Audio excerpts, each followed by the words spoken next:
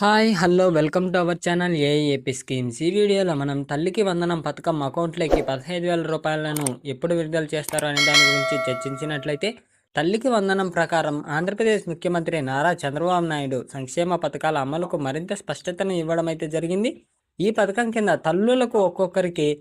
15,000 నగదు సాయంగా ఇవ్వాలని ప్రభుత్వ ప్రణాళిక అయితే ఉందని, అయితే ఆర్థిక పరిస్థితి మెరుగుపడిన వెంటనే ఈ పథకాన్ని అమలు చేస్తామని సీఎం చంద్రబాబు నాయుడు గారు అయితే తెలియజేయడం అయితే జరిగింది. ఇకపోతే తల్లికి వందనం ముఖ్య లక్ష్యాలను మనం చూసుకున్నట్లయితే, గృహిణులు, తల్లుల సంక్షేమం కోసం ప్రత్యేకంగా రూపొందించబడిందని, అలాగే ఈ పథకం కింద లబ్ధిదారుల బ్యాంకు ఖాతాలో నేరుగా నగదైతే జమ చేయడం జరుగుతుందని చెప్పడం అయితే జరిగింది. పేద మరియు మధ్యతరగతి కుటుంబాలకు ఎక్కువ ప్రాధాన్యత ఉంటుందని చెప్పడం అయితే జరిగింది. ఇవే లక్ష్యాలు గత ప్రభుత్వంలో కూడా ఉన్నాయి. ఇకపోతే ముఖ్యమంత్రి చంద్రబాబు నాయుడు గారు విలేకరుల సమావేశంలో మాట్లాడుతూ రాష్ట్ర ఆర్థిక పరిస్థితి ప్రస్తుతం గణనీయంగా దెబ్బతిన్నదని తెలిపారు. కేంద్రం నుంచి వచ్చిన నిధులను అభివృద్ధి పనులకే ఖర్చు చేయాల్సి ఉంటుందని, సంక్షేమ పథకాల కోసం అదనపు నిధుల అవసరం ఉంటుందని పేర్కొన్నారు.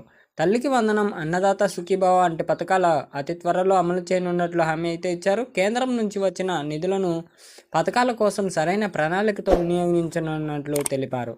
రాష్ట్ర ఆర్థిక పరిస్థితి గాడిలో పెట్టేందుకు సమగ్ర ప్రణాళికను రూపొందించనున్నట్లు ఆయనైతే తెలిపారు.